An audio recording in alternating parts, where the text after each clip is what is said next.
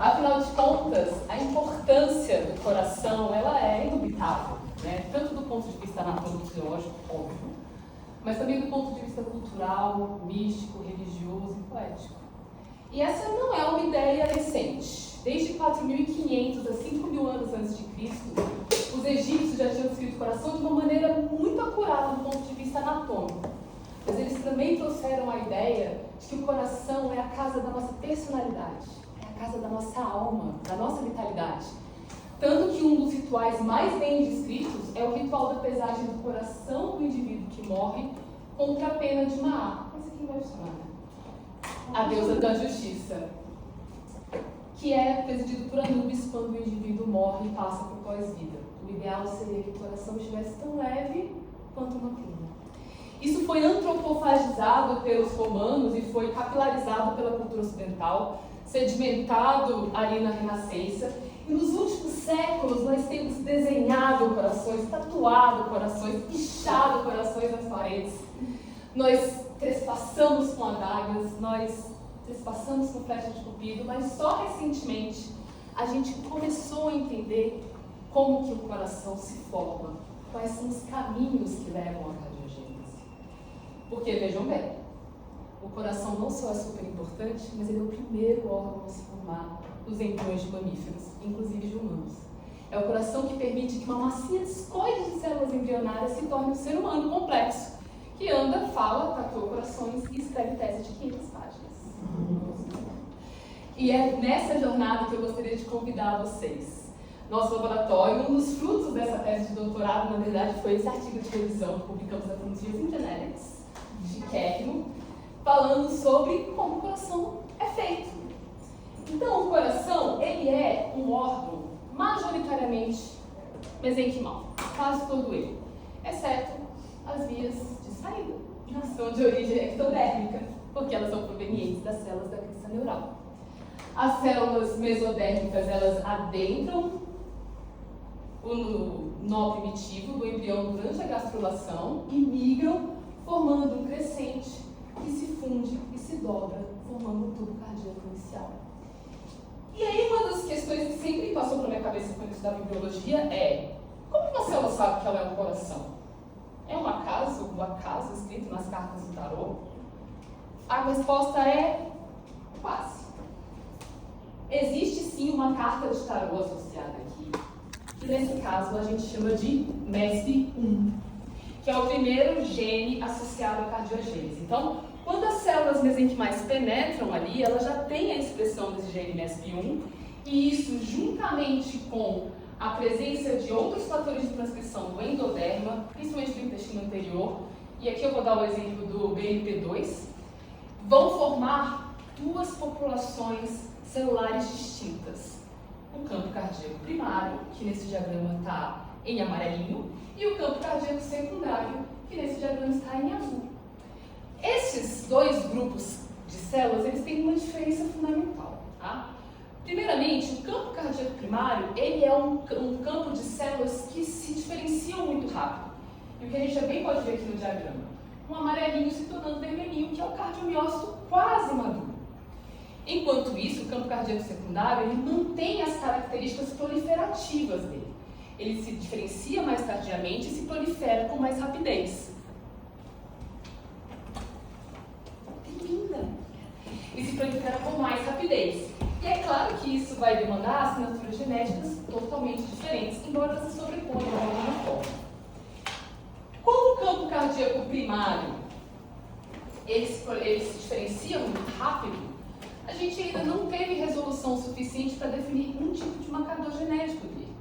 Ele rapidamente passa a expressar genes que são responsáveis pela formação dos cardiomiócitos em si, né? Então, genes de actina, genes de miosina, cadeia leve, cadeia pesada, e até genes de hormônios cardíacos, como o peptídeo natriurético atrial. Enquanto isso, o campo cardíaco secundário mantém uma assinatura genética muito voltada para a proliferação, com FGF8, FGF10 sendo expressos com muita potência. FGF são fatores de crescimento, e o ISL1, que é o marcador principal do campo cardíaco secundário, que é um gene de um fator similar à insulina. Entretanto, existem lugares onde esses dois campos genéticos se sobrepõem. NKX25 e GATA4 são genes muito presentes e muito ubíquos no coração inicial. Eles, inclusive, estão associados a cardiopatias cardiopatias congênitas monogênicas. Tá? Estão presentes nos dois campos. TBX5 está presente no campo cardíaco primário e vai ficar mais voltado na formação do átrio, e TBX1 é um gene central no finalzinho do desenvolvimento do campo cardíaco secundário. Bom, então o que a gente tem? A gente tem o campo cardíaco primário se dobrando e formando um tubo dentro de uma cavidade que é a cavidade pericárdica primordial, tá? E as células dos dois campos cardíacos, do campo cardíaco secundário, sendo adicionadas na via de saída, que é cranial, e na via de entrada, que é caudal. Se eu tenho um tubo que cresce dentro de um componente fechado, esse tubo vai acabar se dobrando num processo que a gente conhece como flambagem. E, além disso, eu tenho uma diferença nos crescimentos celulares. Aqui em vermelhinho é onde as células crescem mais rapidamente. Isso vai fazer com que o coração se dobre. Interessante, ele se dobra sempre na CNTP para a direita do embrião, e não à esquerda. À medida que o embrião vai se desenvolvendo, que as outras estruturas embrionárias vão formando os tubos, notocorda, intestino anterior, e o crânio vai se formando, a cabeça vai se formando e se dobrando, o coração também se dobra novamente. E dessa forma, o plano de entrada, que era caudal, fica no mesmo plano de saída. E aí a gente fica mais próximo da estrutura de câmaras que a gente conhece, com os átrios cranialmente e os ventrículos caudalmente. Outra pergunta que sempre me angustiou: como que o embrião sabe o que é direita e o que é esquerda? Totalmente arbitrado. Nem eu, que tenho 40 anos, sei o que é direita e o que é esquerda. Bom, o embrião tem uma estrutura chamada organizador direita e esquerda, que é uma estrutura celular que tem cílios. Esses cílios, eles se balançam com o movimento do líquido amniótico e aí define-se o que é direita e o que é esquerda. A gente vai ter a expressão de genes exclusivamente à esquerda de vocês. PNTX2 e LEFT2, principalmente. LEFT2, eu chamo LEFT2 à toa. Enquanto o LEFT1, ele é determinante da linha média do embrião. Daqui para cá, a gente não tem esses genes. Daqui para lá, a gente tem. E a presença de LEFT1, ela é também determinada por uma via chamada Sonic the Hedgehog, que fez uma participação especial na tese. Pena que a Duda não chegou para ver. Que é o que vai também determinar a localização adequada dessa expressão gênica. O que é importante de entender aqui também? O coração não só é o primeiro órgão a ser formado, mas ele também é o primeiro órgão a quebrar a simetria do embrião. Então, quando que o coração define o que é direita e o que é esquerda, ele também vai definir todos os outros órgãos tóraco-abdominais. E isso acontece não só na presença desses genes sendo adequadamente expressos, mas também com a expressão adequada de genes de estrutura em função ciliares. Bom, depois que o tubo se dobrou e se dobrou novamente, a gente passa a ter a formação das câmaras, por um processo chamado de balonamento, que é exatamente isso que parece, elas crescem para um lado. Também o crescimento diferencial está expresso aqui, quanto mais vermelhinho, mais cresce. O ventrículo esquerdo, que é a maior câmara, tende a crescer mais. Isso principalmente por estímulos da via NOT, tá? E enquanto a via de saída, ela cresce menos, porque ela vai se formar no segundo momento. Depois do balonamento, a gente passa a ter a diferenciação final dos cardiomiócitos. Ou eles assumem uma programação atrial, com NR2F2, TBX5, peptídeo natriurético atrial, BMP10 e GJ5, que é o gene da conexina 40. Ou ele assume uma programação ventricular, através de NOT1, TBX20, RX4 e REI2. Esses miocárdios que têm essa programação, a gente chama de miocárdios camerais, que de fato são os miocárdios, são os cardiomiócitos que vão se contrair e fazer com que o coração funcione. Outros miocárdios a gente chama de miocárdio primário, que vão expressar TBX2, TBX3, NKX25 também. Essas células de miocárdio primário, elas vão sofrer transição perimesenquimal e depois mesenquimal endotelial, vão auxiliar na formação das válvulas, na formação dos coxins endocárdicos e na formação do sistema de condução também. Então, elas não têm função contrátil. Bom, a via de saída, a formação da via de saída, para mim, é um dos processos mais complexos da cardiogênese. Ela vai envolver, primeiro, o fechamento do ventrículo, né? Porque a via de saída, ela está toda localizada no ventrículo direito e ela tem que ficar alinhada com os dois ventrículos. Vai também ter a presença de uma tromba mesenquimal extracavitária, extracardíaca, e precisa ter também a migração adequada das células da crista neural, que vão formar, de fato, os vasos da base. Então, vários processos acontecendo, e o gene central aqui é o famoso TBX1. O TBX1 ele não é expresso nas células da crista neural, às vezes acontece essa confusão, mas ele é expresso, como eu falei, no campo cardíaco secundário. Então, a adição das células do campo cardíaco secundário no polo arterial vai levar ao crescimento e alongamento dessa via, o encontro dela com as células da crista neural e principalmente a espiralação, que é o que aconteceu de errado no coração da Ana, quando a aorta fica à esquerda e posterior, se espirala errado, e a pulmonar fica anterior e à direita, dando origem ao coraçãozinho que a gente conhece hoje.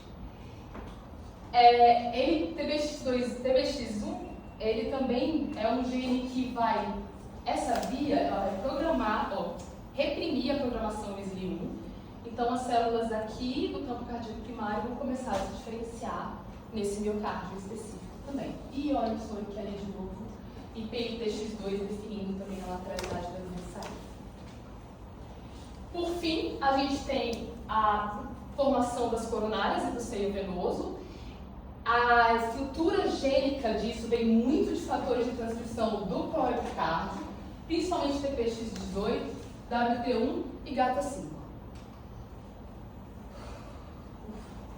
Uma viagem super complexa. Dada a complexidade genética e anatômica do coração que se forma, não é surpresa que a gente tenha nas malformações congênitas, nas cardiopatias congênitas, as principais malformações em fetos humanos, tá? Está presente em 0,8 a 3% dos nascidos vivos. Em torno de 1 a 1,5% quando a gente desconsidera algumas malformações como válvula aórtica bicúspide, por exemplo. E o que é mais impressionante dentro do contexto da epidemiologia das cardiopatias congênitas é que 30% delas necessita de intervenção na primeira semana de vida. Então, algum tipo de intervenção cirúrgica. Por isso mesmo, a mortalidade é muito alta, chega a 300 mil óbitos por ano, e 2/3 desses óbitos acontecem em pacientes menores de 1 ano. Então, ela é um problema, inicialmente, do pediatra. Porém, com a evolução das estratégias e técnicas cirúrgicas e de cuidado pré e pós-operatório, a gente tem visto uma mudança nesse paradigma. Cada vez mais a gente tem a sobrevida de pacientes mais e mais velhos. E isso traz um problema para o cardiologista de adultos. E para outras especialidades clínicas, do tipo, essas cardiopatias elas são herdáveis? Que tipo de complicações eu posso esperar desses pacientes daqui para frente?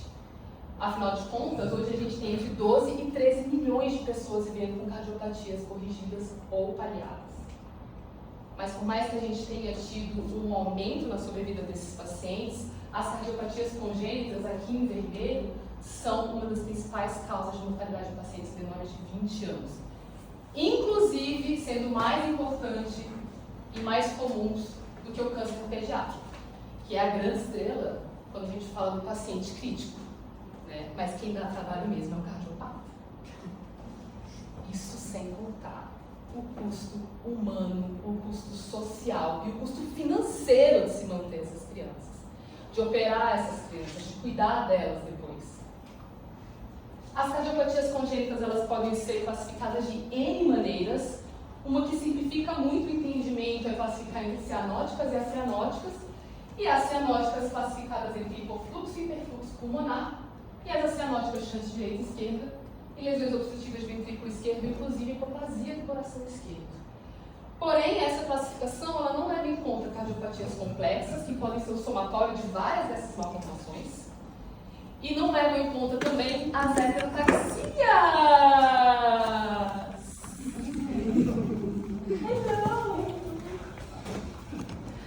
As causas da cardiopatias congênitas, elas são classicamente definidas como multifatoriais. Mas à medida que a gente vai aumentando a nossa resolução diagnóstica, a gente tem que começar a entender que talvez o multifatorial seja só que a gente não sabe explicar ainda. Geneticamente falando, variantes do número de cópias sindrômicas são as que mais contribuem para as cardiopatias congênitas, sendo a deleção da região 22q11.2 a mais comumente associada, que é o que a gente chama classicamente de síndrome de George, mas não é síndrome de George, tá? É microdeleção 22q11. Também existem variantes no número de cópias isoladas, com cardiopatias isoladas, as aneuploidias muito bem descritas, trissomia do 18, trissomia do 13, trissomia do 21 e aneuploidia de cromossomos sexuais, causas monogênicas, eu citei algumas, NKX25, GATA4, TBX5, que causa síndrome de Holt-Oram, e a própria TBX1, e quadros ambientais, também alguns muito bem definidos. Diabetes mellitus materno, rubéola congênita, fenitoína, síndrome alcoólica fetal, enfim. E assim, com a sobrevida desses pacientes, a gente passou brevemente por essa angústia que é do pediatra, do cardiologista pediatra, do intensivista pediatra, de cuidar. A gente fica muito angustiado com as sequelas desses pacientes, porque são pacientes graves. E uma das coisas que mais angustia, e angustiava até um tempo atrás, é o neurodesenvolvimento dessas crianças que fica extremamente comprometido. E a dúvida ficava, será que é porque essa criança tem alguma coisa subjacente nela que faz com que ela não tenha um desenvolvimento neurológico tão bom? Ou é o meu cuidado, é iatrogênico? Eu que fiz alguma coisa de errado? Bom, saiu isso depois que eu terminei a tese.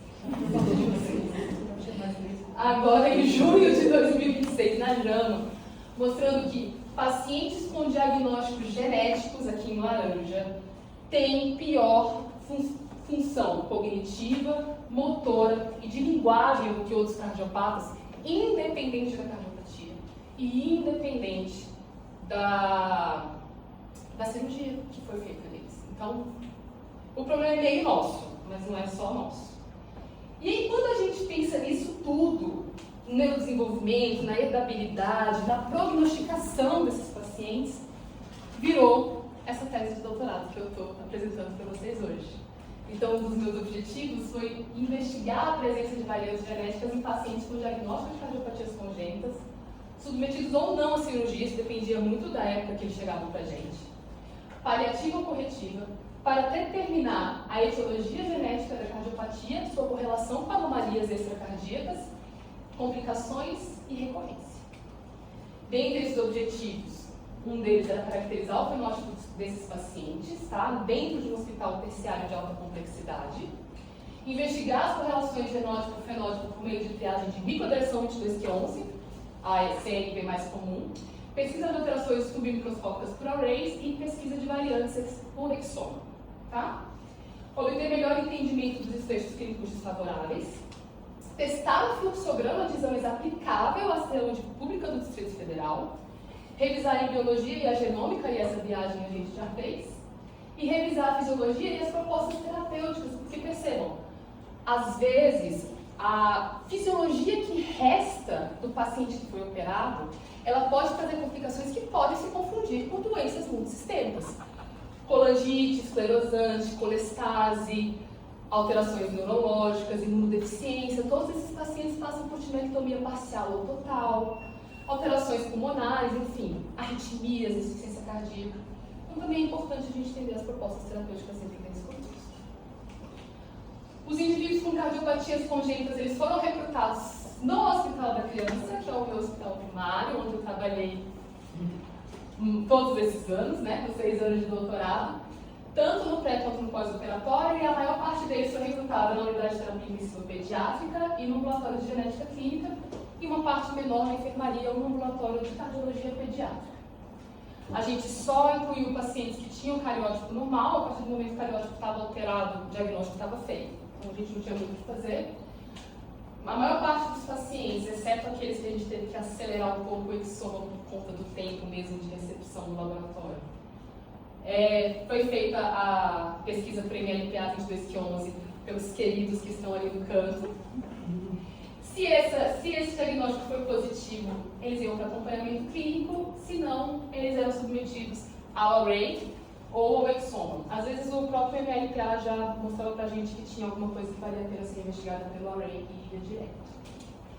A minha cohort foi de 57 pacientes, 55 foram feitos em MLPA, o resto foi todo mundo pro exoma. Desculpa. E os que não tiveram um MLPA normal foram pro exoma. A principal alteração cardíaca foram os defeitos septais, 24%, muito razoável, muito condizente com a literatura. A CIV é a principal malformação cardíaca, porém, foi muito assustador. É que, em segundo lugar, 21% dos pacientes, um quinto dos pacientes tinham lesões obstrutivas de ventrículo esquerdo, incluindo 5 hipoplasias do coração esquerdo. Hipoplasia do coração esquerdo é uma cardiopatia muito rara. Choveu hipoplasia no meu estudo. Em relação à sobrevida, defeitos septais e cromotroncais e, por incrível que pareça, lesões obstrutivas de ventrículo direito tiveram 5% de sobrevida. Tá? As lesões obstrutivas de ventrículo esquerdo tiveram a maior mortalidade, puxadas para cima pela hipoplasia do coração esquerdo. Tá? Enterotaxias também tiveram uma mortalidade mais alta e cardiopatias complexas. O maior rendimento diagnóstico foi uma cardiopatia de origem de anatomia conotruncal, que são as cardiopatias mais bem associadas com a direção 22Q11, que é um diagnóstico bem mais tranquilo de ser feito do que quando a gente considera outras vias como o exoma, tá? E a que teve menor rendimento diagnóstico foi a drenagem anômala de veias pulmonares, só 25% a gente conseguiu fechar o diagnóstico molecular. Bom, outra coisa que a gente ficou muito de cara, eu e a Ju, foi pouquíssimos pacientes com 22Q11. A gente esperava um número muito maior e a gente esperava um número muito menor de exomas para a gente ver, né? Só 6 pacientes tiveram esse diagnóstico, a gente esperava muito mais do que 10%. E de fato, né, a maior parte deles tem alterações cromotroncais, foram 2 falôs, um truncus, uma interrupção do arco aórtico e uma CIV ampla de via de saída. E aí, estenose pulmonar, que apareceu aí só para mostrar que 22Q11 pode dar qualquer tipo de cardiopatia. A maior parte desses pacientes tinha linfopenia, que, embora seja muito dentro do fenótipo da direção, porque a gente pode ter hipoplasia ou aplasia de timo, não necessariamente reflete isso. Lembrando que os pacientes que fazem cirurgia cardíaca passam por tinectomia total ou parcial. Para a gente analisar os exomas, a gente seguiu o framework do Colégio Americano de Genética e Genômica Clínica. E a gente pesquisou através da frequência populacional, inclusive os mais recentes. A gente já incluiu o ABRAON, que é o banco de dados brasileiro, que está sendo meio que formado agora. Preditores computacionais, inclusive o CAD. O tipo de variante e o mecanismo do gene, o mecanismo da perda do gene. E quando era possível os estudos funcionais. A gente incluiu as variantes patogênicas, provavelmente patogênicas, e algumas VUS quentinhas.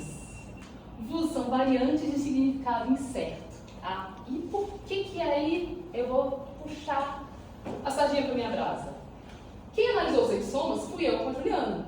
Então, ao invés de ser um geneticista que só recebe um relatório de 2 ou 3 linhas sobre o que o paciente tem, eu conheço esses pacientes. Eu estava com eles desde o início até os desfechos mais desfavoráveis. Eu conheço a família desses pacientes. Eu olhei para eles, eu entendo o fenótipo, eu entendo como eles se comportaram dentro da UTI. Então aqui a gente tem a visão do clínico na hora de examinar e olhar um exoma. Tá? Então isso faz toda a diferença. Quando a gente tem essa correlação biológica muito bem definida, o significado incerto talvez não seja tão incerto assim. E aí eu queria apresentar para vocês alguns desses pacientes. O paciente 11698 é um menininho, filho de pais não consanguíneos, que que teve o diagnóstico neonatal de atresia tricúspide, uma CIA e uma CIV ampla e um canal calibroso. Ele foi diagnosticado ainda no alojamento conjunto pelo teste do coraçãozinho, que pega cardiopatias mais graves. Com 28 dias de vida, ele foi submetido a um shunt de Melbourne e a um Braille-Octal sintomas e ficou bem, até 1 aninho de idade, quando ele começou a ter sinais de restrição do shunt. Aí a gente faz o quê? Entuba o menino, estuba o menino, entuba o menino, estuba o menino. E ele acabou evoluindo com uma estenose subglótica, foi traqueostomizado e foi encaminhado para o centro de referência em cardiologia e a gente perdeu o segmento. Esse paciente tem uma alteração muito interessante, que é uma variante que leva a um códon de parada prematura no gene IAP1. Esse gene faz parte de uma via chamada HIPO, de hipopótamo mesmo, que está associado principalmente à transição epidermomesenquimal e à valvulogênese. Lembrando que esse paciente tem uma atresia tricúspide, então uma alteração de válvula muito bem definida. Bom, o que a gente tem aqui, na verdade, quando a gente considera a principal maneira de splicing, a principal forma com que essa proteína se forma, essa variante, que é esse roxinho aqui, essa base aqui, ela está dentro de um núcleo. Mas quando a gente considera os splicings alternativos, ela é exônica e ela pode sim levar a uma parada prematura e a um decaimento prematuro dessa proteína e um não funcionamento. E aí a gente acabou incluindo essa possível VUS, além do substrato biológico dela, que é super importante. A paciente 11699 foi uma das primeiras pacientes recrutadas, era uma menininha com diagnóstico intrauterino de cardiopatia complexa, gastroesquise e artéria umbilical única, com múltiplas malformações. Ela tinha algumas outras comorbidades, mas o ultrassom transfontanela e o ultrassom de vias urinárias eram normal. Quando ela nasceu, ela teve o diagnóstico de ecocárdico de isomerismo atrial esquerdo com dupla via de saída, DSAV tipo C de Rastelli, com dupla via de entrada e dupla via de saída de um ventrículo único tipo indeterminado.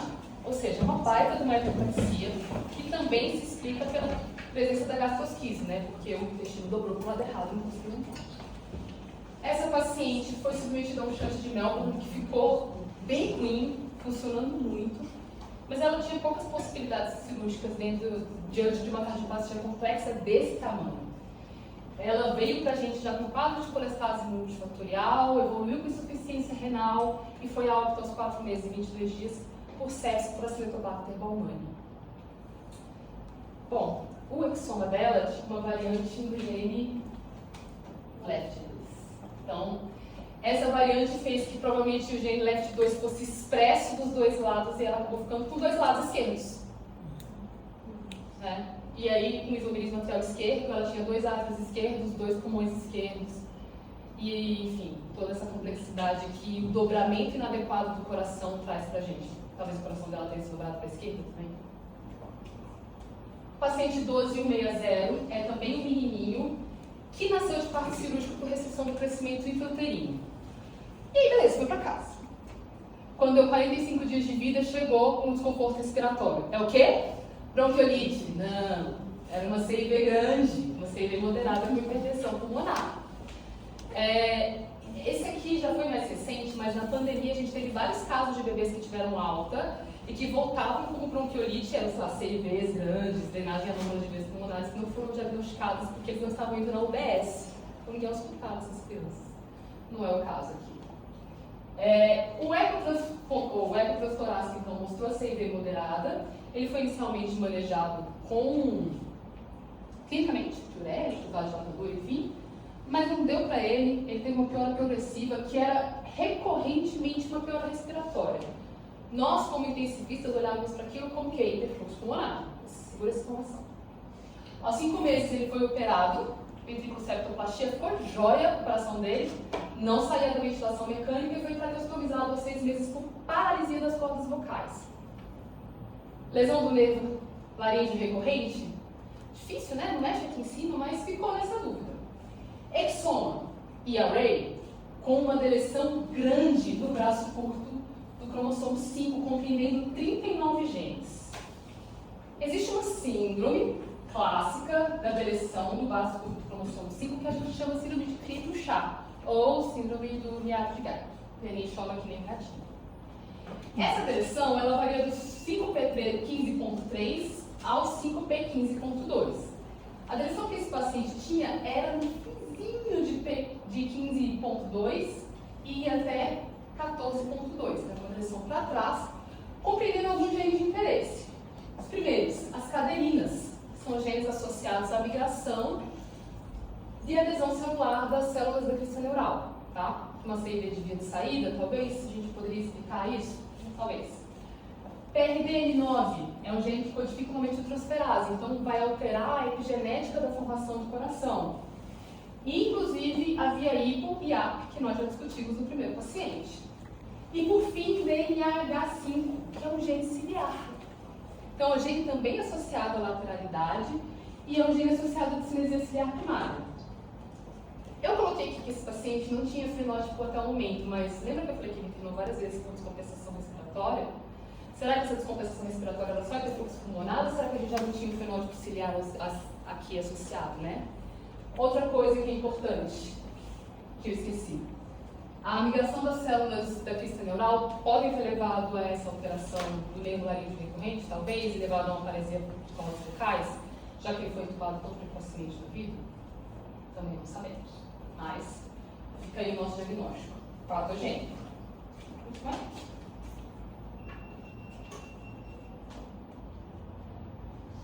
Paciente 12142 é uma menininha, uma meninona, na verdade, ela era maior que a gente, que tinha uma coartação de aorta diagnosticada aos 13 dias de vida e que fez uma estenoplasia aórtica lá em Goiânia, então a gente não tem muitos dados aí do perioperatório dela.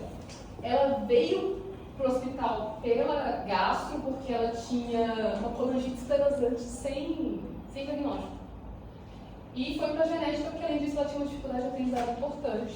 Foi encaminhada para o nosso estudo e a gente viu que ela tinha uma variante em um gene chamado MYH7. O MYH7 é um gene de miosina de cadeia pesada da miosina que está muito bem relacionado à miocardiopatia dilatada familiar. Tá? Então, essa é uma paciente que tem uma variante de risco, que vale a pena a gente testar o trio com os pais. E assim, por mais que esse gene seja classicamente associado à cardiomiopatia dilatada, ele também tem outros dados, ele já foi descrito em anomalia de Epstein, defeitos septais, coartação de aorta e válvula aórtica bicúspide, que é uma forma leve de uma alteração de via de saída de ventrículo isquêmico. Por fim, o paciente 11724 é uma menina de pais não consanguíneos que nasceu pré-termo, pequena vaidade gestacional, já nasceu cansada e roxa, tá? Achava que era sepsis neonatal, a triagem de sepsis veio toda normal.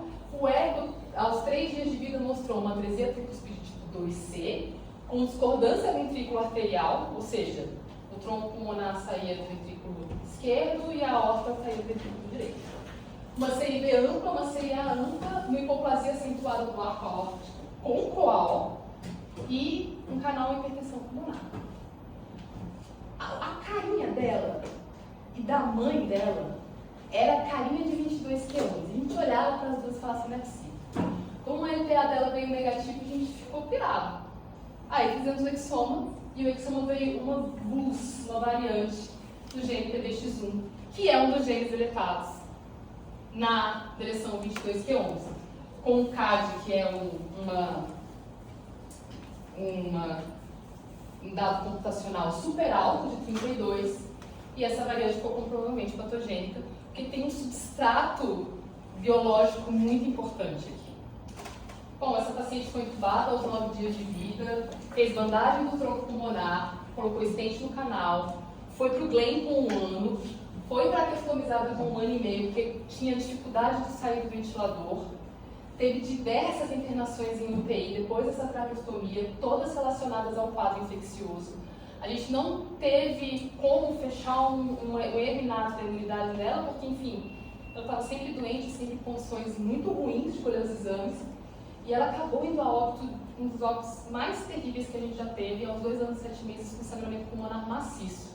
Provavelmente ela desenvolveu diversas colaterais pulmonares que acabaram por sangrar. Dos 57 pacientes que a gente examinou, 27 não tiveram nenhum tipo de diagnóstico molecular, nem uma luzinha para a gente forçar a barra. Tá? E essa resposta pode estar em vários lugares. Ela pode estar em regiões regulatórias que o exoma ainda não pega, que ainda não tem resolução para isso. CNPs pequenininhos, mosaicismos somáticos, penetrâncias incompletas de formas recessivas, exposições ambientais que às vezes a gente não viu, ou os pais não viram. E principalmente, o que é mais estudado hoje em dia é que a cardiopatia tem uma arquitetura bem mais complexa do que simplesmente ser mendeliana. Digênica, oligogênica ou poligênica, com essa presença de alterações na expressão de um gene, alterando outro, uma rede genética imensa. Então, a importância desse tipo de estudo é exatamente a gente começar a criar scores de risco poligênico também, né? Porque às vezes um gene um pouquinho alterado aqui, outro gene um pouquinho alterado ali, leva a um quadro catastrófico. E os caminhos são reanálise periódica dos dados do exoma, sempre que possível, sequenciamento do genoma completo, quando a gente achar importante, a análise dos trios e algo que ainda não está aqui disponível para a gente, que são os ensaios funcionais para as variantes de significado incerto. Quanto aos óbitos, a gente teve um N pequeno para encontrar uma importância estatística, mas a maior parte dos óbitos, dos 13 óbitos, 11 tiveram achados genéticos, nenhum deles foi o 22q11. Tá? Todos foram achados no exoma. A gente teve 2 rasopatias e todas as hipoplasias do coração esquerdo. E o complexo de Schwann, todas. Tá? E 2 pacientes não tiveram achado genético. Bom, a gente teve então um rendimento global de 52,6% de diagnóstico. Não é ruim, né? Para quem não tinha nada, metade aguda. O MLPA e o exoma foram complementares, tá? Então, a direção 22q11 vieram em menos casos do que a gente esperava. As assinaturas genéticas fenotípicas foram bem distintas. O fluxograma escalonado ele é aplicável ao Distrito Federal, inclusive já tem máquina de NGS no Hospital da Criança. O pessoal de lá está fazendo um trabalho lindíssimo com aplasias medulares e outras doenças raras, mas eu queria chamar a atenção cardiopatia na farmácia, mas dos 27 casos sem diagnóstico, chamei o Ricardo aqui com segundas intenções, recebam, né? Os 27 casos sem diagnóstico, enfim, eles reforçam a complexidade do que eu mostrei para vocês no início. Uma rede gênica muito complexa, muito ampla, muito difícil da gente determinar o que é o quê. E a sobrevivência global dos pacientes foi de 77%, que não é pouco também. A gente tem que ter muito orgulho disso que a gente faz. Algumas referências internacionais falam de 90% de sobrevida. Mas esses são lugares que não permitem, que a gente é um país que não permite aborto terapêutico, tá? Quando a gente pega esses dados gringos, essas cardiopatias super complexas, em casos quis e tudo, nem nasce. Nem nasce. Então a gente opera coisas muito complexas e os pacientes saem. E eu acho que era isso que eu tinha a mostrar para vocês. Muitíssimo obrigada.